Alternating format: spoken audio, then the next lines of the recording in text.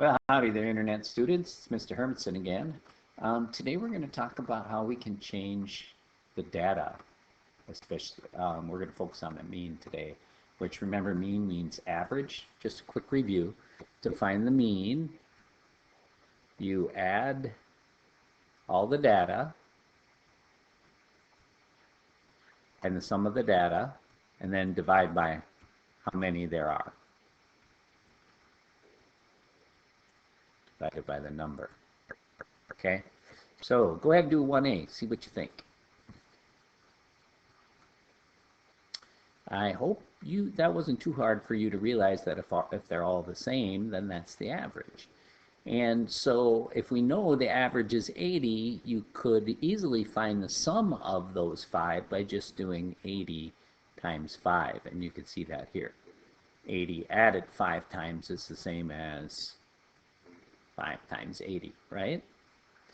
1B says, what would the new mean be if you scored 80% on your 6th quiz?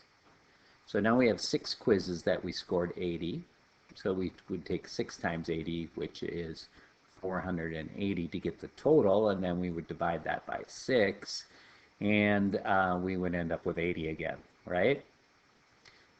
If you have one more quiz to take, what would you need on that quiz to keep your mean of 80%? So you have 7 quizzes and you want 80% average. So the total will be 7 times 80, which is 560. Right now your total is 480 because you have 80 on all the quizzes. So 560 plus what number would equal? 560 equals 480 plus what number? And to get that, you would just do 560, divide it, or subtract 480, which is 80, of course. Okay, what would the total percentage points be if the mean was 80% on the 7 quizzes? And that answer is 80 times 7, which is 560. All right, so think about how we found those answers, how we got the total using the mean. And then we're going to do this problem. It says Jeffrey has taken 8 quizzes this quarter. If he earns at least a mean of 80% on his quizzes, his mom will pay him $10. He has 1 quiz left to take. So when we say that, right away you should be thinking altogether he took 9 quizzes. Okay? What score does he need to earn that money? Okay, well, he wants 80% at least on all 9 of those. So we can figure out what the total number of points he needs is by just adding that 80 9 times, or just doing 9 times 80, which is 720. Now, these are the quizzes he already has. That's his 8 quiz total. Go ahead and add those up and subtract them from 720 and see what you get. All right, so the total on those 8 quizzes is 621. Now, if you wanted to find the average, you would divide that by 8, but we don't really need that. But we have a target that we want to meet. If we have 720 total points, 720 divided by 9 is 80 average.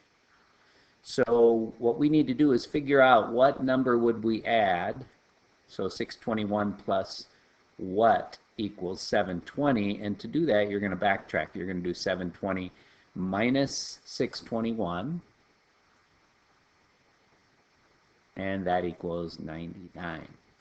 So he needs to get 99 on his last quiz to get a total of 720 points. If he gets 100, he'll have a little more than that. So he'll have at least an 80 average. And so that's how you figure that out. Okay? So I'll get you started on this one, but you could try and figure it out. It says Andrew Wiggins scored an average of 15 points per game for 8 games from December 1st to December 15th. Now, we don't know how much he scored on each game, but we do know that if he averaged 15 points per game for 8 games, that the total that he scored in those 8 games, let's call that the 8-game total,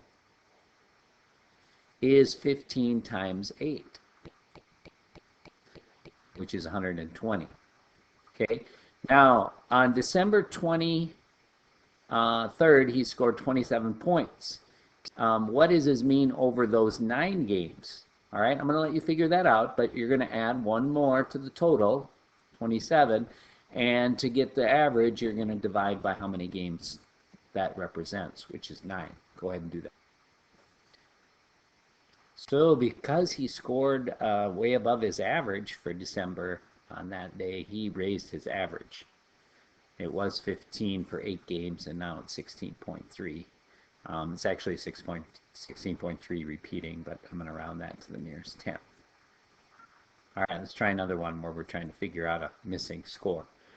Juliana wants to get on the A honor roll for the quarter. She will need to get at least an A minus 90% in history to make that happen. So far, she has earned an 89% mean on the 485 points worth of assignments. All that is left is a 100-point test. What is the lowest score she could get to earn that test to get it on the A honor roll?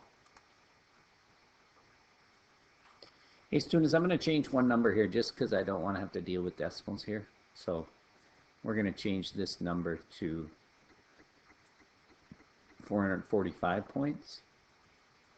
Okay, so every assignment in history is given a percent. And she has an 89% mean on this 445 points.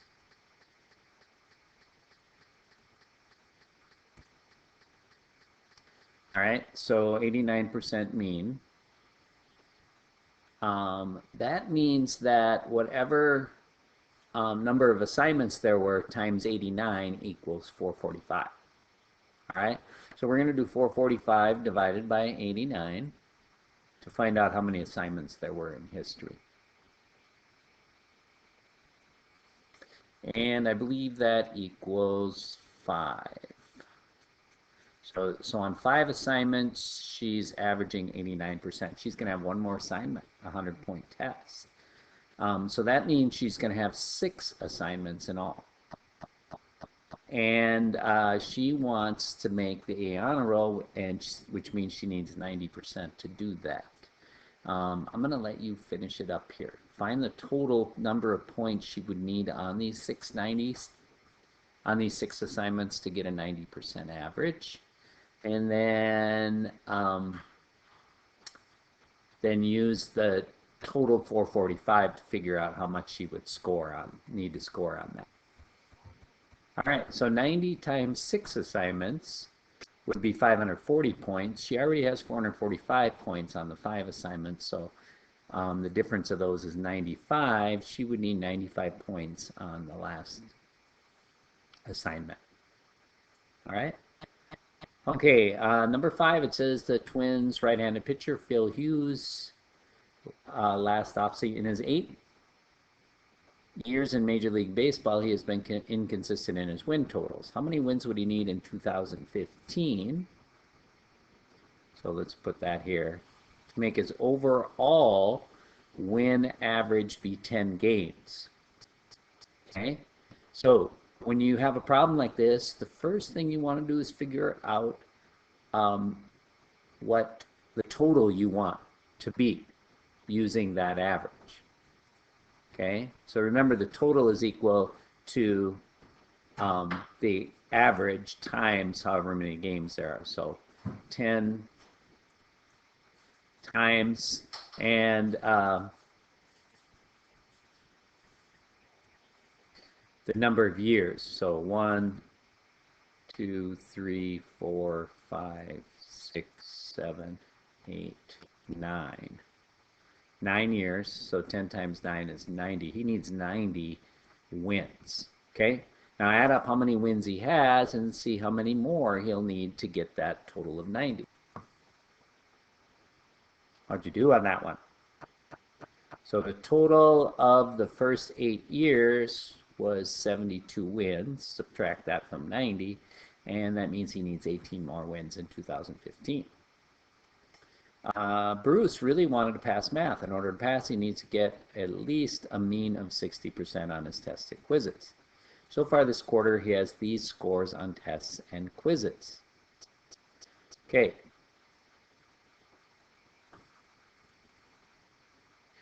All right, to help you out with this one, I added up his total points that he has so far, which is 123, and the total number of points, which is 235.